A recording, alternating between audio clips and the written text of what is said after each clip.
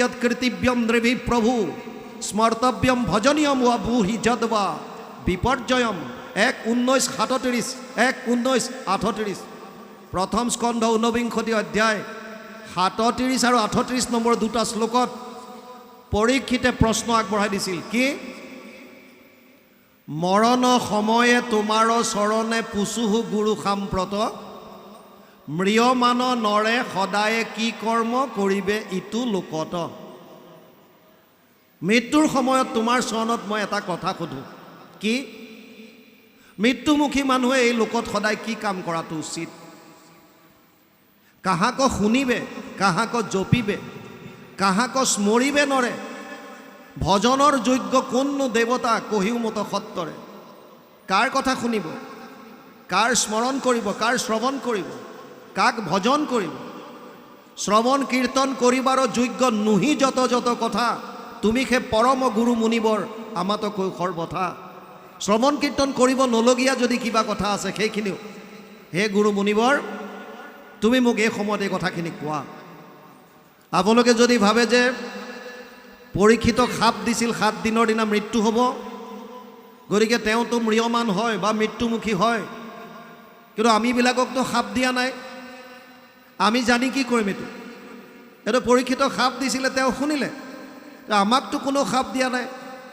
আমিতো মৃত্যুমুখী নহয় হয় জাতস্য হি ধ্ৰুৱ মৃত্যু ধ্ৰুৱ জন্ম মৃতস্য চ দ্বিতীয় অধ্যায় 27 নম্বৰ শ্লোক গীতা হে অৰ্জুন জন্ম ললে মৃত্যু নিশ্চিত আৰু মৃত্যু হলে পুনৰ জন্ম নিশ্চিত জন্ম লোৱাৰ লগে লগে মৃত্যু নিশ্চিত হৈ যায়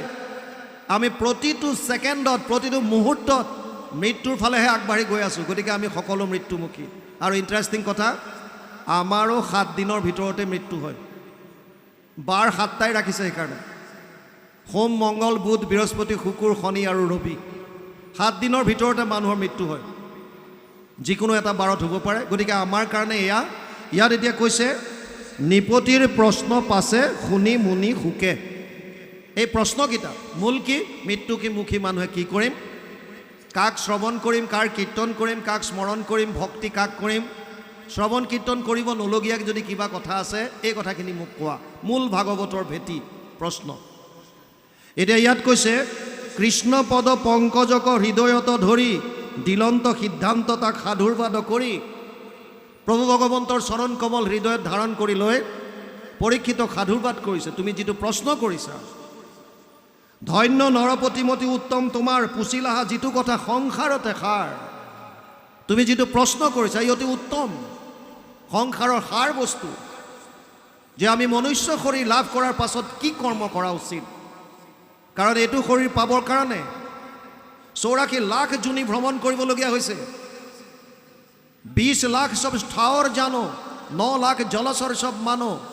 11 লাখ কুৰুম কবি গাवे पक्षीगम 10 लाख बतावे 30 लाख पशु जानो हो भाई 4 लाख बंदर दुखदाई जब ये 84 लाख कट जावे तब कहूँ मानुष तन पावे 20 लाख गस गसनी प्रजाति এটা জীৱই মানুহৰ শৰীৰ পোৱাৰ প্ৰাক মুহূৰ্তত 20 লক্ষ প্ৰজাতি গছ গছনি হৈ ভ্ৰমণ কৰিব লাগে 9 লাখ জলচৰ প্ৰাণী প্ৰজাতি 29 11 লাখ কাছৰ দৰে সৰীসৃপ জাতীয় প্ৰাণী প্ৰজাতি 29 11 40 চৰাই চিৰিকটি প্ৰজাতি আছে 10 লাখ 40 10 50 বিভিন্ন জন্তুৰ প্ৰজাতি 30 লাখ 80 4 লাখ বান্দৰৰ প্ৰজাতি 84 লাখ জুনি ভ্ৰমণ কৰাৰ পাছত 100 কোটি জন্মান্তৰে হৈ মহাভাগ নৰ শৰীৰক জীৱে তেবে পাৱে লাগ 100 কোটি জন্মান্তৰে হৈ মহাভাগ বহুত কোটি জন্মৰ মূৰত ভাগ্যৰ মূৰত আমি এটো শৰীৰ পাইছো গতিকে ইমান এটা দুৰ্লভ শৰীৰ পোৱাৰ পাছত আমি কি কাম কৰা উচিত যদি কেৱল আমি আহাৰ নিদ্ৰা ভয় মৈথুনাম চ সমানমিতত পশুভিৰ নৰনম কেৱল যদি 4টা কাম কৰি আমাৰ জীৱন যদি নিৰ্বাহ কৰি আছো আহাৰ ভোজন নিদ্ৰা আৰাম টোপনি ভয় মৃত্যুৰ আৰু মৈথুন সংসাৰ বৃদ্ধি এই 4টা কাম যদি কেৱল কৰি আমি জীয়াই আছো তেতিয়াহ'লে আমাৰ আৰু পশুৰ মাজত একো পাৰ্থক্য নাই বুলি শাস্ত্ৰত কৈছে। কিয়? পশু পক্ষীও আহাৰ ভোজন কৰে, তেওঁলোকৰো আৰাম কৰে, তেওঁলোকৰো মৃত্যুৰ ভয় আছে আৰু সন্তান জন্ম তেওঁলোকেও দিছে। শ্ৰেষ্ঠ মনুষ্য হিচাপে আমাৰ কি কাম? এই প্ৰশ্নটোৰ উত্তৰ দিবৰ কাৰণে এতিয়া তেওঁ কৃষ্ণ পদ পংকজক হৃদয়ত ধৰি দিলন্ত সিদ্ধান্ত তাংক সাধুৰবাদ কৰি পৰীক্ষিতক সাধুৰবাদ দিছে। আৰু তাৰ পাছত কৈছে, ধন্য নৰপতিমতী উত্তম তোমাৰ কুচিলাহা যিটো কথা সংসাৰতে সাৰ। কি কথা? মুখ্যৰ সাধনীটো জগতৰে হিত। যিটো প্ৰশ্ন তুমি কৰিছা এইটোৱে হৈছে মুক্তিৰ পৰম সাধন। মুখ্য প্ৰাপ্তিৰ পৰম সাধন যদি কিবা আছে, উপায় যদি কিবা আছে, সেই বস্তুটোৱে তুমি কৰা প্ৰশ্নটো। মুখ্যৰ সাধন এইটো জগতৰে হিত, সমস্ত জগতৰ কাৰণে কল্যাণকাৰক। লভিলে মুকুতি যিটো তাহাৰো বাঞ্ছিত। যিসকলে ইতিমধ্যে মুক্তি লাভ কৰিছে সেইসকলৰো কাম্য যিটো উপায় বা যিটো প্ৰশ্ন তুমি কৰিছা তাৰ যিটো উত্তৰ মই দিম এতিয়া। এই উপায়টো বা সাধনটো যিসকলে মুক্তি পাব বিচাৰে তেওঁলোকৰ লাগে, আৰু যিসকলে ইতিমধ্যে মুক্তি পালে তেওঁলোকৰো বাঞ্ছিত। ইয়াৰ পাছত এতিয়া আৰম্ভ কৰিব সেই আচল বস্তুটো কি। ইয়ালৈকে পাঠ গৈছে, অকণমান পাঠ যাওক। কৃষ্ণ নাহি জ্ঞান যাৰ জাতি, ধৰ্ম মাত্ৰ কৰে নিতে বলি বিশ্ব পাঞ্চ যজ্ঞ কৱাচৰে।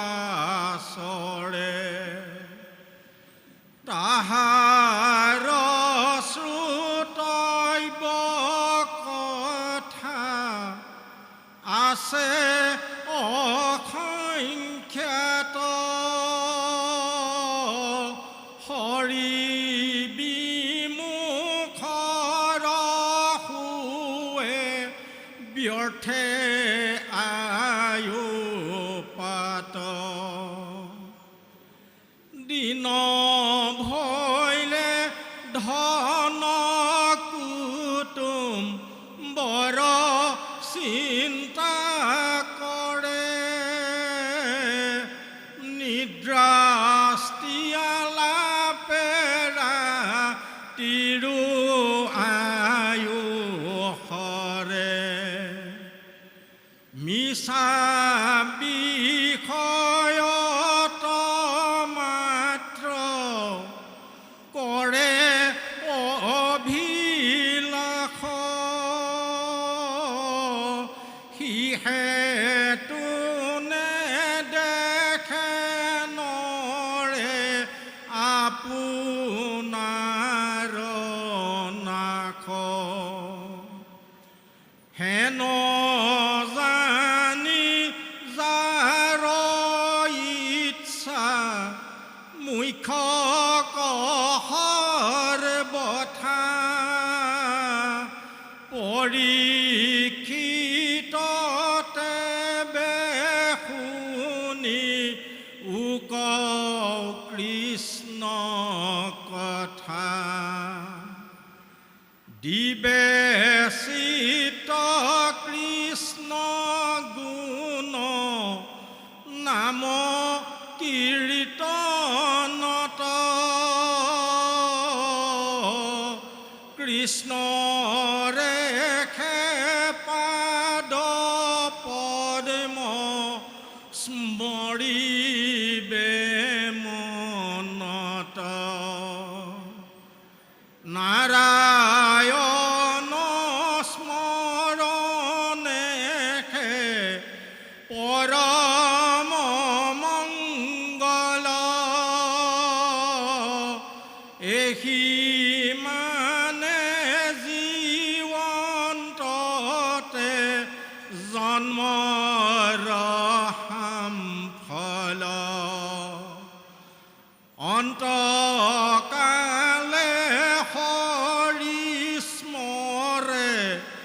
যিটো ভাগ্যৱন্ত তাহাৰ মহিমা কহি কোনে পাৱে অন্ত যিটো ব্ৰহ্মময় দেখে জগত নিখিল যত পাপ পুণ্য সমস্ততে নিবৰ্তিল